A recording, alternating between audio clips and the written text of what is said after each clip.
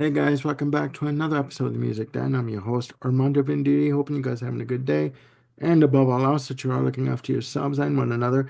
Ladies and gentlemen, before I get into the topic of this fantastic episode that we're going to bring to you, I want to welcome back to the channel Mr. Jim Bricker. How's it going, Jim?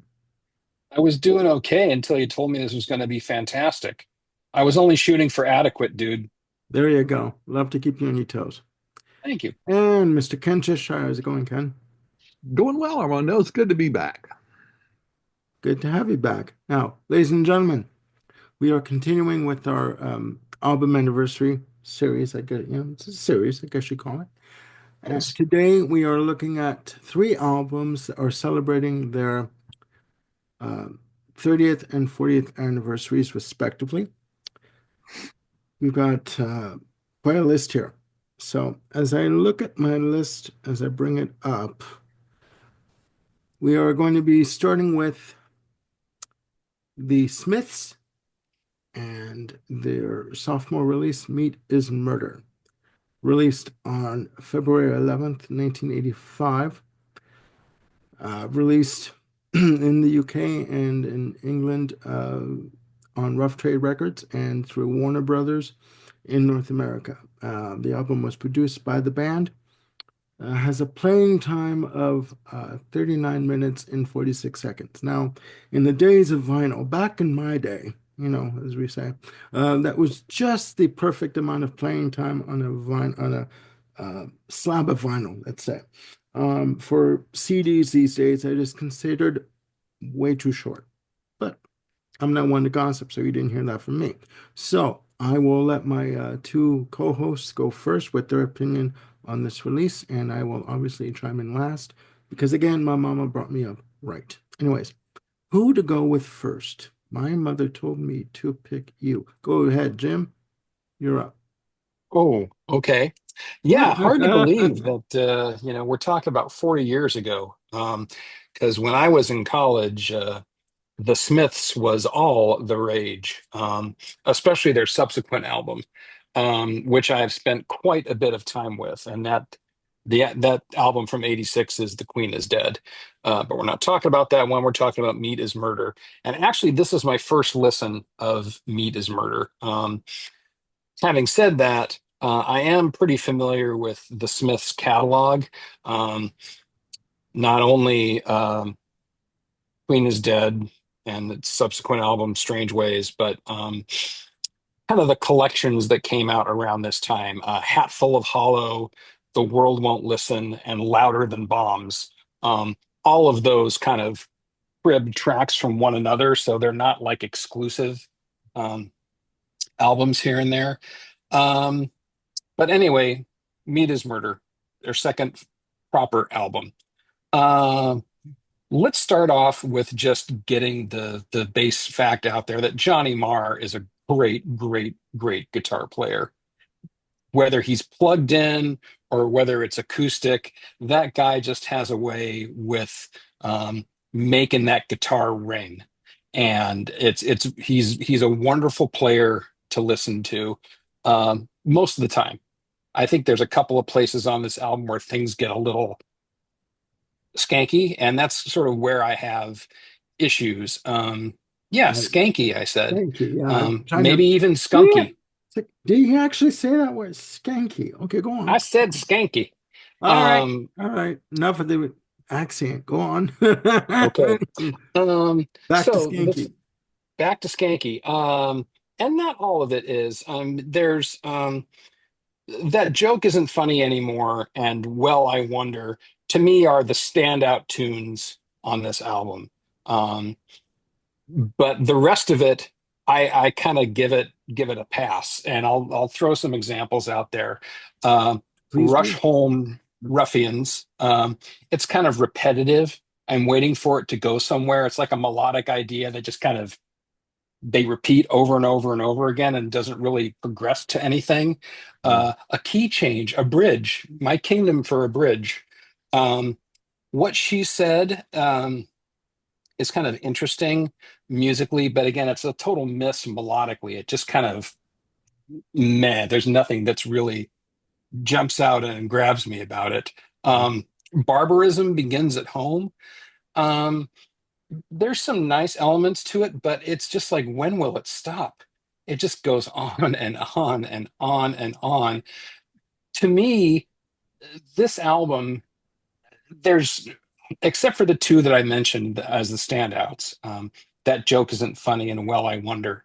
Um, to me, there's none of the songs on here that are as good as the ones from the collections that kind of cribbed other songs from around this period. So, Okay. again, Hatful of Hollow, Roll Up and Listen, Louder Than Bombs. And there's not a lot of B-sides from this era. I think they kind of put everything they had into Meat is Murder. And it's the albums around it that really were kind of fodder for um, singles and unique B-sides and all kinds of stuff. So Meat is Murder to me is just sort of like a bump in the road, maybe in the Smiths catalog. The songs are bright, as you would expect from Mars guitar playing, Hmm. but yet because of Morrissey's lyrics and the way the bass line works in some of the music, there's a dour element to it as well. So each song kind of has this yin and yang going on that sometimes really compete with one another. Um, very different than on things like Queen is Dead, where you know those contrasting elements work together and they really provide like a rigidity and a strength to the songs. Um, Yes. but yeah, to me, Meat is Murder is kind of lower tier Smiths. And again, I like the Smiths, but I'm in no way a Smiths um, aficionado or expert. So if there's people out there who take issue with what I'm saying, this is why there's a comment section. Tell me where I'm wrong, but for me, this album, is not the best representation of the Smiths. Okay. All right. Interesting assessment. It's a fair assessment. And it's quite an interesting take on this album. All right. Ooh, shot fired. No, no, no. No shots. No shots. My gun is empty. No. As we continue on with the show, ladies and gentlemen, down to Ken for his insightful assessment on this album. I wouldn't disagree with much that Jim just said. Um, I would start off every time with how much I love Mars guitar work. Hmm. Um, my problem, well, it's not really a problem. Um, I am just not a big Morrissey fan. Um, uh, his his vocal melodies are tend to be somewhat stagnant, in which he just stays on the same note and maybe jumps, a third I get it. higher or a third lower. I Um, get it. um, it's to me, it's exactly the opposite of a song from our next album, um, Head Over Heels, for instance. I was just thinking that. Huge, huge, soaring melodies. But Morrissey, no, the lyrics are just kind of like, ugh. I can't relate to the lyrics personally. Um, Okay. I had a very good friend in graduate school who to this day is still a huge Smiths fan. And um, and I don't know if it has anything to do with her love for the music, but she's had a very, let's say, traumatic life, Mm. Okay. between family and relationships, and it's been tough, but she's persevered. So yeah, and like I say, and also Morrissey's, it doesn't really bother me, but it's not my favorite, that his lyrics um, don't follow what I would call a standard poetic um, Okay. uh, pattern, I so got to you. speak. It just sounds like it's um, you know, free form thought, um, and just like he's singing his journal or something. And which is Yeah. fine. There are other artists that do that too. Um, but that's just one of the first things that stood out to me when I heard the Smiths.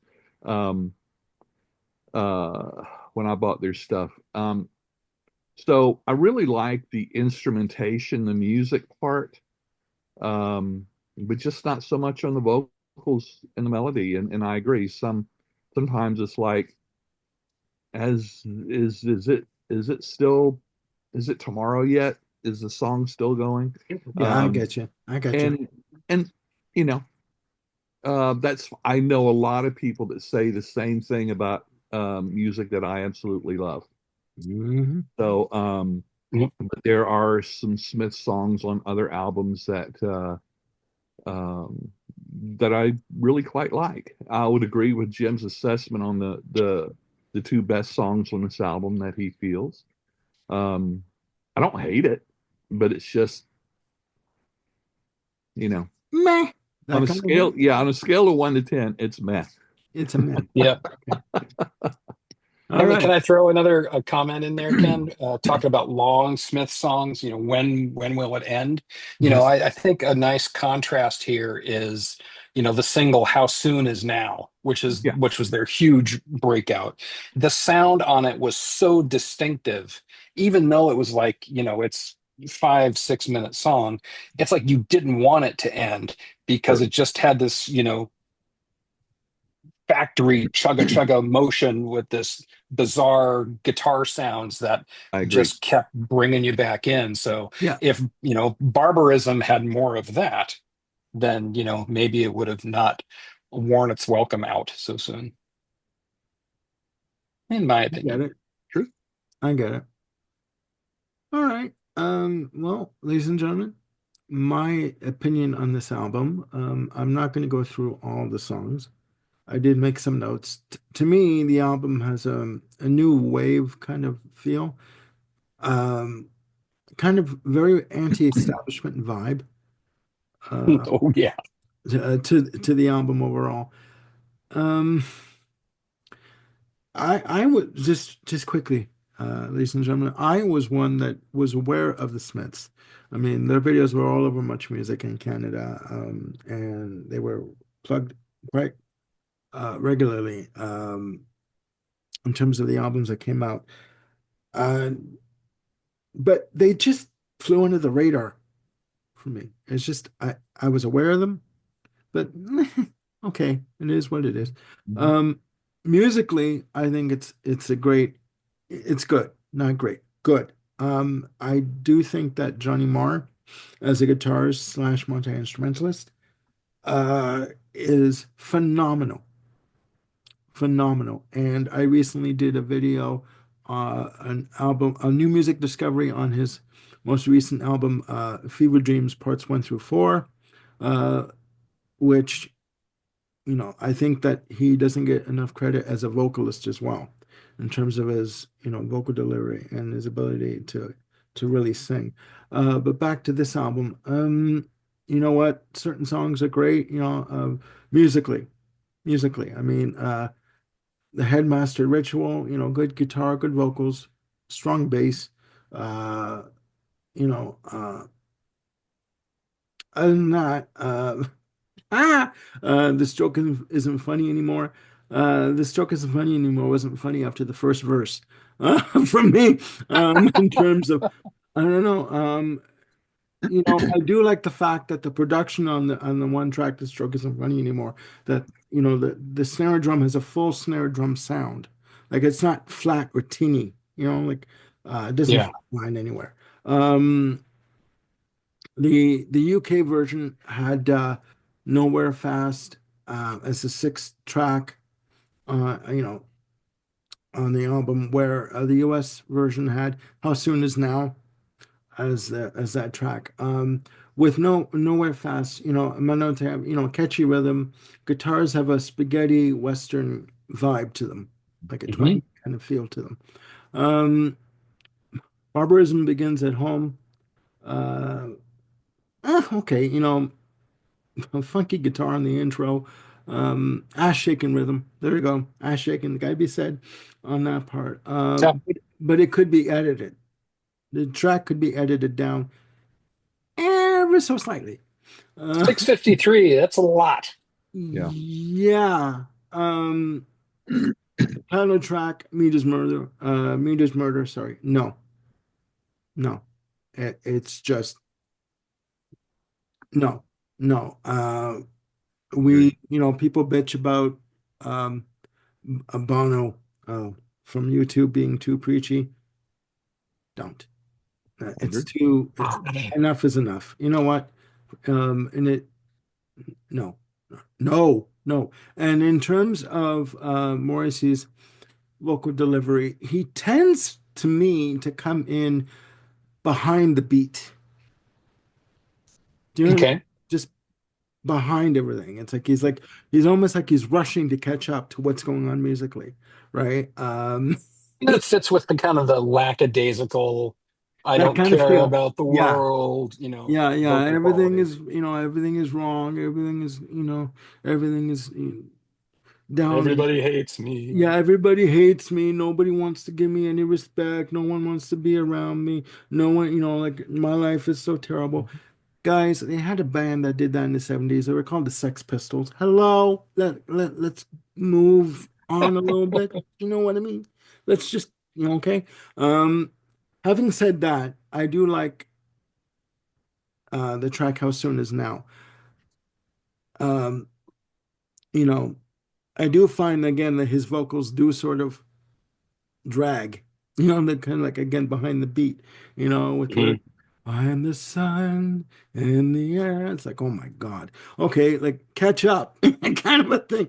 I do Mhm. think that if they could have kept this on you know, they could have kept Nowhere Fast and this track on the uh, British version. I don't understand why they substitute tracks out in different pressings. I don't get it. Well, the answer there is that the British market is totally different because even in the mid 80s, their whole cycle, much like when the Beatles were going on, is that you had singles and Yeah, B-sides yeah, and which were totally different from the albums. that's right. Whereas the American market was just like, I don't care. I just want to throw this sucker on an album. There you So, go. There you go. No, no, no. I mean, I do like the track.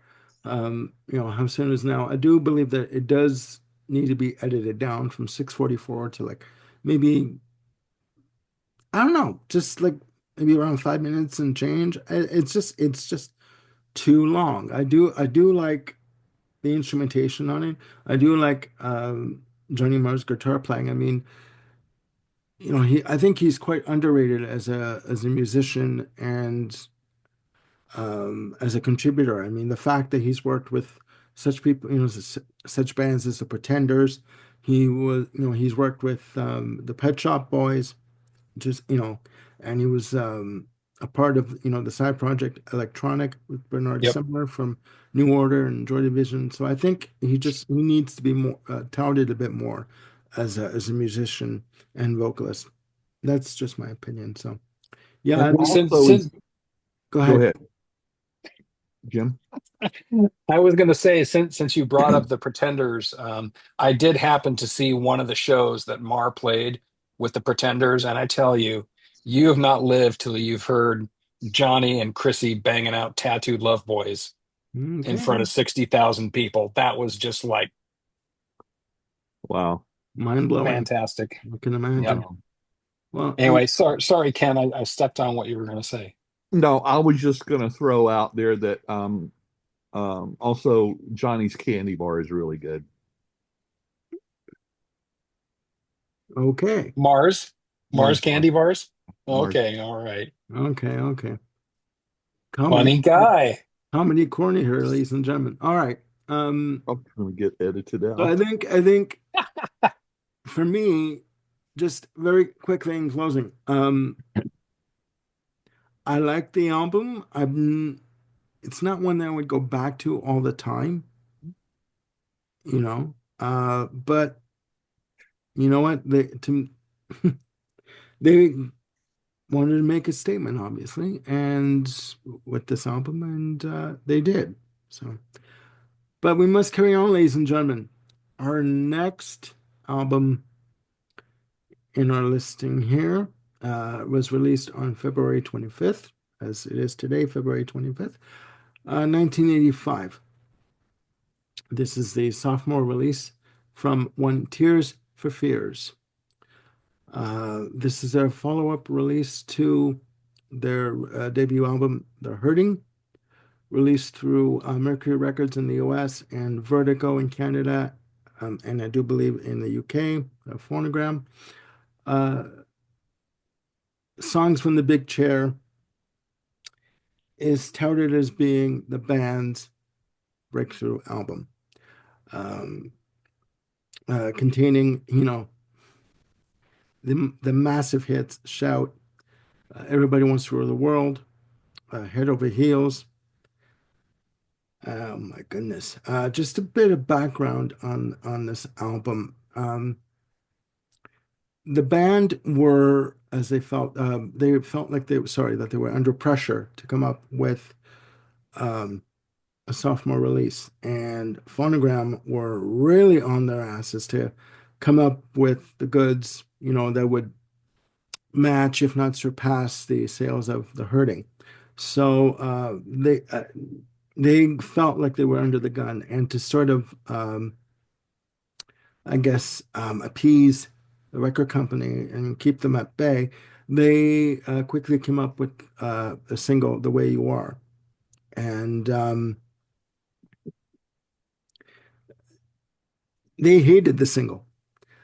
They gave the single to the record company. Here, release this for now. And the record company's like, "Oh, this is wonderful. We want more. Give us more." And Roland Orzabal and Kurt Smith are thinking, "What the hell are they smoking? Like, this is our worst track that we've ever put out. Like, and they want more of this." So they basically got to work and came up with songs that would eventually be, form the album of Songs from the Big Chair. Now that I've given my spiel, I will pass the virtual mic over to Jim, and he'll give his opinion on this album. My opinion, for people who've followed the channel since I've been on it, we've had the opportunity to talk about this album twice, and I'll just repeat what I've said both times. It's perfect. This is a perfect album. Um, from a lot of times when you listen to records, you kind of become, tired of it, and the quality lessens in your eyes just through over familiarity. It's like, yeah, yeah, yeah, okay, I've heard that. That's fine. That does not happen with this record. I mean, there might be times where you feel like you've overheard it and you want to put it aside, but you put it on again, and it's just like that quality just leaps out the second you start it up. And there's just no denying the incredible the songwriting, production, performance, the sequencing of the songs on here. I mean, it's a perfect album. I mean, and I'm not gonna go through the whole pantheon on what I think perfect albums are, but yeah, I can't think of another one from '85 that comes close to sorry, I just did. Um, How so dare you? yeah, so there's at least two perfect albums from '85. But yeah, I don't know what else to say about Tears for Fears that we haven't talked about before. 8 songs of just French kisses all over the place, man. Chef's kisses, not French kisses. Oh my God, chef's kisses all over the place. Yes, ladies and Maybe it's a gentlemen. French chef. Yes, ladies and gentlemen, this is a family show. So French kisses aside, we will continue with the What if assessment they were of this Swedish album. chef kisses, Ken? More. Yeah, I agree with Jim. We've talked about this album several times. We all agree um, it is a perfect album. It is possibly um, their best album. And myself being a huge Tear for Fears fan, um, I don't know if it's my favorite or not. It kind of depends on what day it is. But this is another fantastic Chris Huge production. Hmm. Um, Such an incredible producer. This album, um, it sees Roland Orzabal step to the forefront in lead vocals. Yeah. He didn't have that much on the first album. I keep meaning to research to kind of see, um, why he didn't do as much on the first album, or what happened in between. I just forget. You've got Shout, um, definitely one of the greatest opening tracks in the entire decade, if not even a wider span of time. It's an excellent progressive step from The Hurting. Mm. And one of the reasons I love Tears for Fears is because they never make the same album twice. Um, Well, they don't. there is always um, arguably growth from one album to the next. Orzabal is such an incredible songwriter that he just covers all kinds of genres. Um, uh, to me, no two songs sound the same from him. Um, Others would disagree with that, and that's okay. You can Not put it me. in the comments, yeah. Um, and again, I highly recommend the box set. If you love this album, you'll love the box set. Yeah, I mean, I can't add anything to what hasn't already been said on this channel and many, many others. It's just a fantastic album. Definitely one of the highlights of the mid 80s. Yes, sir. Yes, sir. Thank you for your insight. Ladies and gentlemen, this album, again, released February 25th, 1985. For me, I have a real strong connection with this album. My brother-in-law Mario used to take me shopping for records every spring, whenever the weather changed and the warm weather came. And he'd tell me, save up your money around April, and he would say, save up your money because we're going to go shopping. So this was this album was purchased on our second trip out. This album, Frankie Goes to Hollywood, Welcome to the Pleasure Dome, also about on this trip. But getting back to songs from the big chair. As I said, the band were under pressure from Phonogram and management to come up with the goods for a follow-up to The Hurting. Bloody hell, did they ever deliver? Uh, Shout was released as the first single, and I do believe that the video for it was released in its full form, 6 minutes and 31 seconds. Um, who cares if the drum track started out as on a drum machine? You have Chris Hughes coming in to do the live drumming on the very end, and it's just massive. Okay. This was at a time when they were riding high on the success of The Hurting. As individuals, Roland Orzabal and Kurt Smith were not feeling particularly happy about the success that they were um, receiving for The Hurting. They said, people were saying to us, "Oh, you're wonderful, you're wonderful." Well, they said we don't feel wonderful. So what the hell are they talking about? But I should also mention that playing on this album as part of Tears for Fears, you have Ian Stanley on keyboards and sequencing and programming, and you have Manny Elias on drums. Okay. Tears for Fears were a four-piece band at this point. Orzabal and Smith were just I guess you'd say the leaders of the group. Now, also on this album, you have the exquisite The Working Hour, featuring Mel Collins of King Crimson fame on sax. Now, The Working Hour has the lyric in the chorus, "This is the working hour. We are paid by those who learn by our mistakes." Roland Orzabal was talking to Phonogram in referencing the single, the standalone single, "The Way You Are." saying, we're giving you stuff that we don't think is good, but you want it, and you're paying us for this, and it's not even good. So what the hell do you want from us? Kind of a thing, right? The next single, Everybody Wants to Rule the World, started out as two chords or two notes on a guitar that Roland Orzabal was playing in the studio on an acoustic guitar, I believe. And it was just something he was absentmindedly playing. And Chris Hughes like said, "What is that? What are you playing?"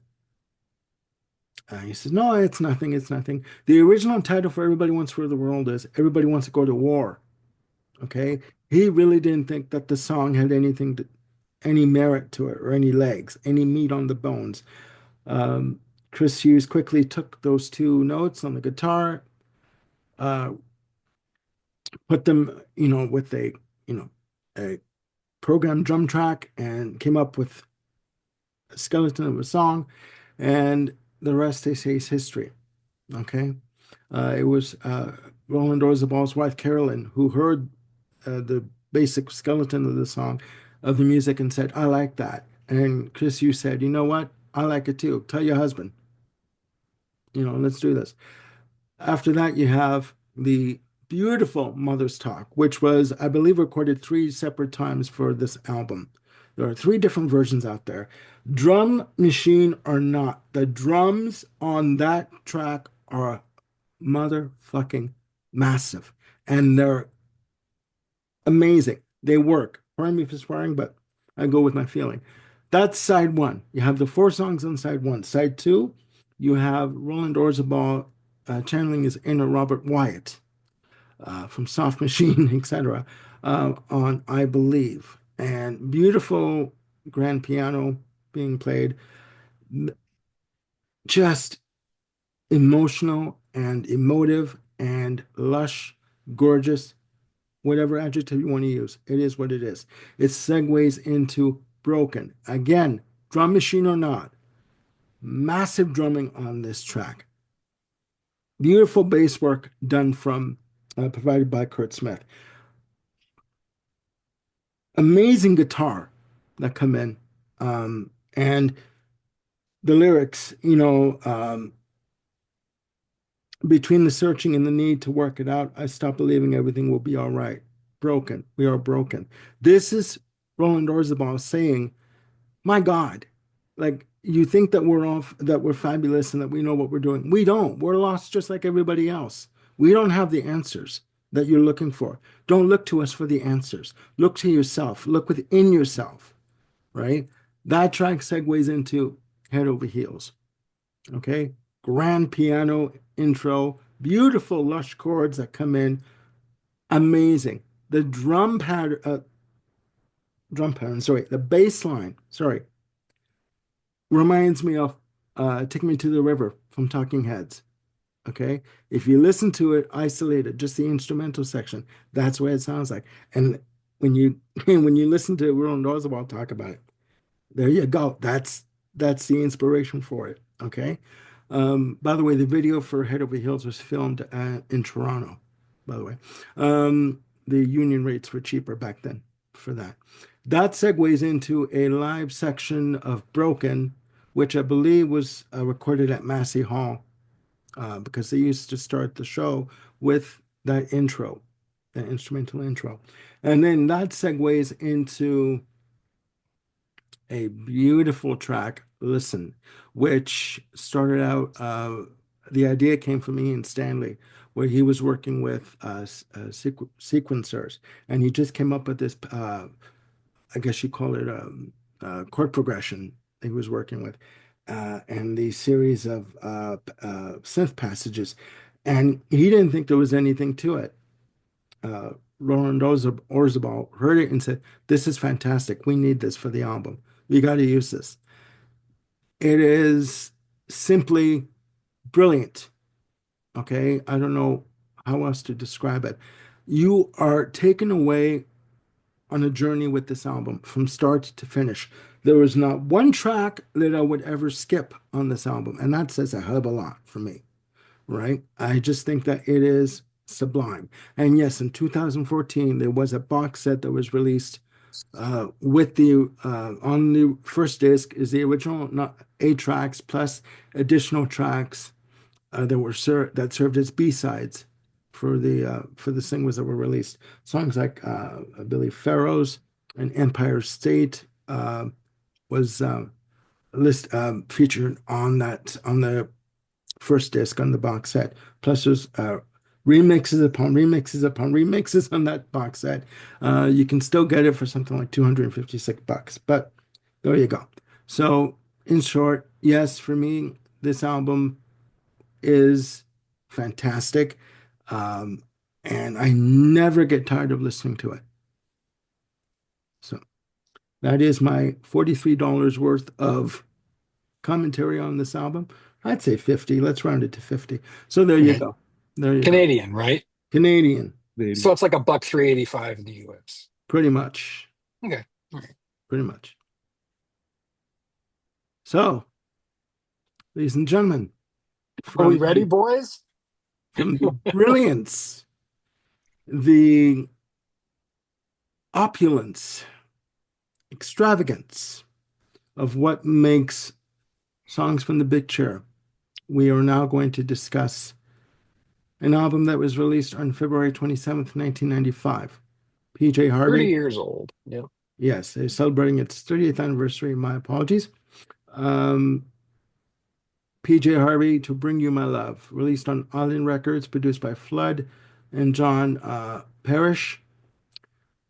Before I give my 2 cents, I will pass the virtual mic back over to Jim Brecker, and he'll give his opinion. I don't know if I want to. Ken says we might get into a fight. So I'm Go ahead. Go ahead. treading into dangerous water. Go for it. Okay. This was my first listen to PJ Harvey. And um my first I'm just kind of go through my notes as I put them here to kind of show you the frame of mind that I was in. So listening to the first three songs, I have like emo grunge blues question mark after that. And I said, it's on this stuff is on the edge of catchy, but it's just kind of annoying. And I think a lot of that had to do with that, you know, blues drenched, kind of grungy emo, oh, it's all about my lover coming back to me and something about my child and I hate the world and all these other things. Um and I think a lot of it for me was that the music just wasn't um it wasn't very catchy, which is quite 180 degrees from what we were talking about with songs from the big chair. Um, However, that was my opinion on the first three tracks. And then we came to track four. And that track is called Come On Billy. And I've got to say, you put an acoustic guitar front and center in a song, I'm standing at attention, especially with the high energy, strumming that was going on here. So it's the same vein. It's mining the same vein as the original tracks or the first three tracks. But there's something about the acousticness that gives it a color and a warmth and a depth that the other songs just kind of don't have because they sort of operate within this. Um, I'll just use the word vein again of just like electronic noise and distortion but now that there's something like clean and organic there, it's like, oh, this stands up and makes me pay attention to it. Um the next and I just figured, all right, that's an anomaly. We'll give it that one. Okay, that was pretty nice to listen to. So let's go to song five.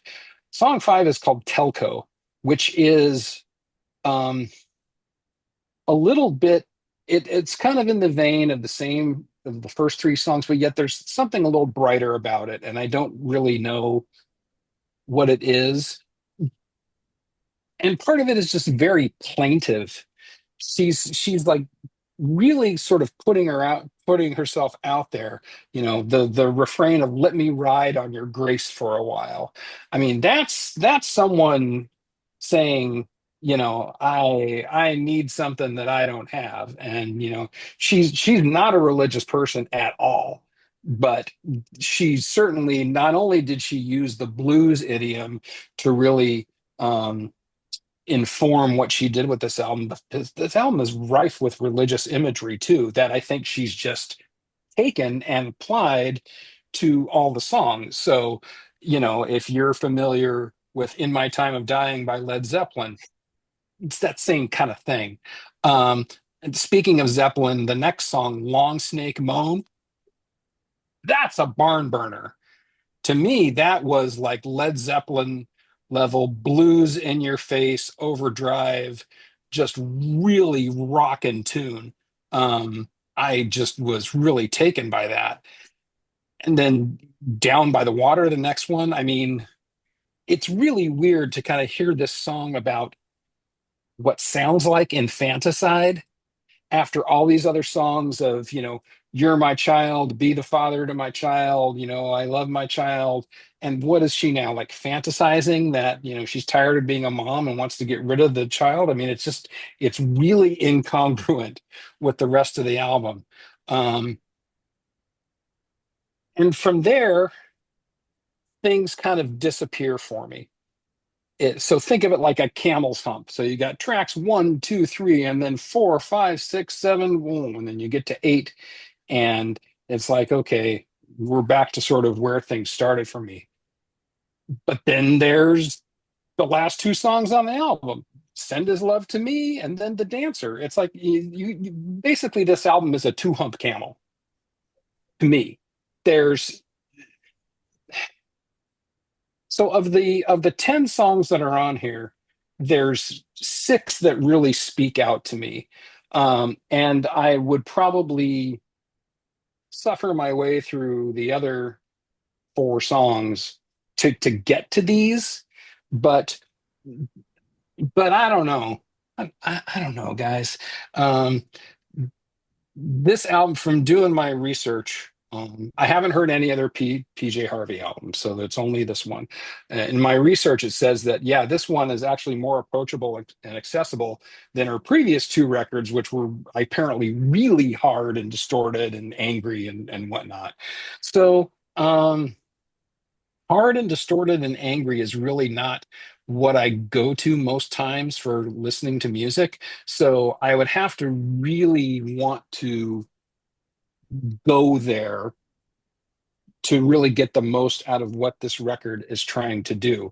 Um, for something that's got one foot in Alanis Morissette, feminine anger, and one foot in Captain Beefheart level blues, I mean, it does a good job of what it's trying to do, but it's just not not my bag, not my bag at all.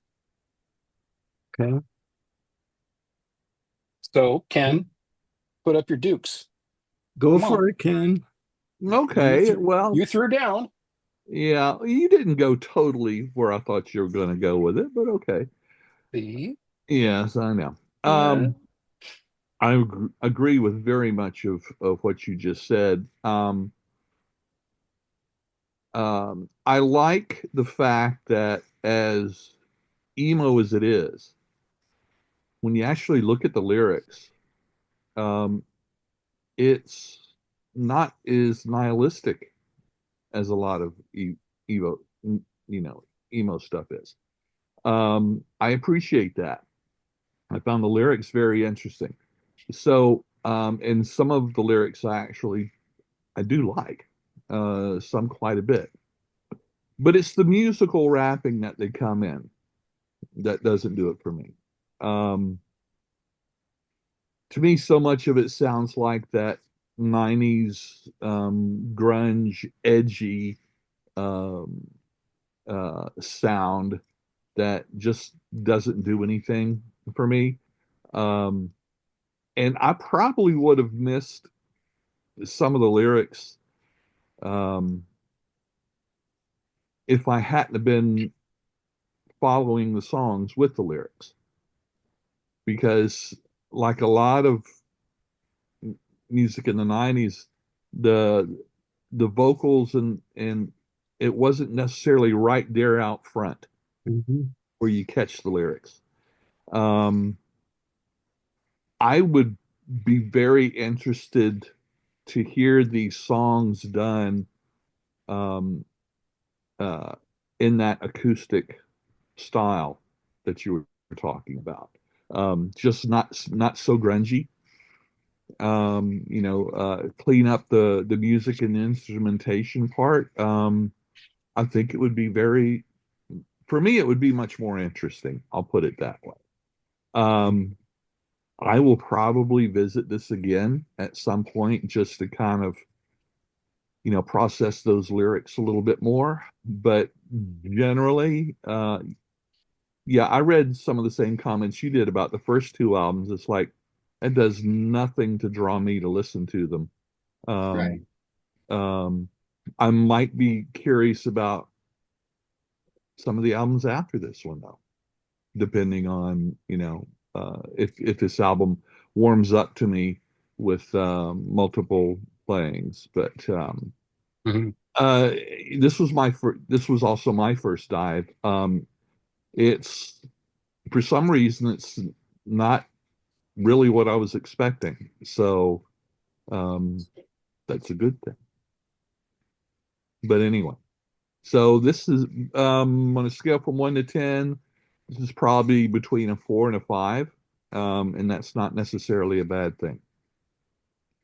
Lyrics, yes. The music, not so much for me. Okay. Or My take on this album, no, or no. no. I I remember Down by the Water being played on Much Music quite regularly when it came out. It didn't interest me then, and I this is the first time I've listened to this album. No, no, that to me, I would rather give birth without an epidural if it Hmm. was possible. I really would. Mm, Production wise, I'm not a fan of the distorted bass that comes in. It's too jarring for me, this album. Vocally, she does not appeal to me whatsoever. I think she does her vocals that way in order to shock people. So Um, I don't find her songs redeeming in any way, shape, form, or fashion. Uh, all I could think of is what were you thinking when you did this? Like, what to me, what musical validity is there in this album? I have no clue what so bloody ever. Um, there was n nothing that I would even compliment on this album whatsoever. In terms of the production, in terms of the vocal delivery, nothing whatsoever. So for me, this is a hard, very easy but very hard pass. I will never be listening to her music again. Um, and there was nothing redeemable about this. Um, so let me ask this question. So did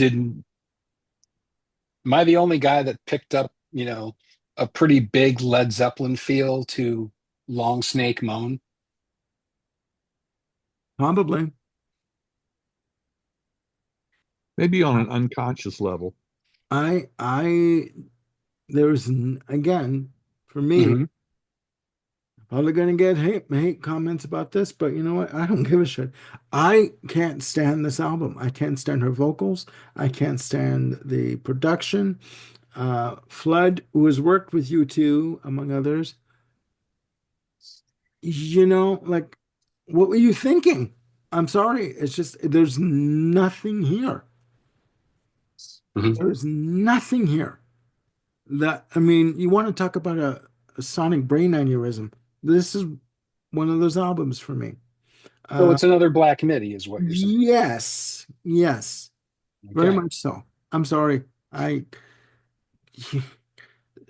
there is something to be said for musical expression and experimentation. No, no, no. To me, this is just way off the charts for me to even get into. So there's my musical take on To Bring You My Love. There you go. Yeah, there we go. Couldn't do it. Couldn't do it. So any more, any further comments or opinions? Hey, I think we covered that one. Very good. Very good. There you have it, ladies and gentlemen. Album anniversaries, 30th and 40th anniversaries, covering three albums from different genres and different points of view in terms of the music they provide. Please put down in the comments your opinions on these three albums. And I'm probably going to get slagged for my opinion on PJ Harvey, but you know what? Bring it on. It Always. is what it is. Uh, Eh, all right. So I want to thank my two cohorts and co-hosts for coming do with you? me on this musical journey. And yeah, please click like and subscribe and hit the notification bell to keep yourselves on top of any new content we've got coming up. We've got more shows that we're going to be putting together and bringing to you as quickly as we can. And yeah, it's been fun as always, guys. Uh, Always. and again, Okay. gentlemen, if I, as a listener to bring you my love, if I've missed something, please let me know. Okay, I don't see it, but that's just me. All right. You can always listen to more Slap Happy to get PJ Harvey out of your brain. This is true. You got your Black Midi, you got your Slap the Cow, you got your, there's all kinds of avenues. That's right. Sure, and I could also drop bricks on certain parts of my anatomy that I won't do. Anyways, we won't go there. But ladies and gentlemen, again, thank you for tuning in. For Jim Bricker and Ken Cheshire, I'm Armando Venditti signing off. We will see you soon with more videos. Bye for now.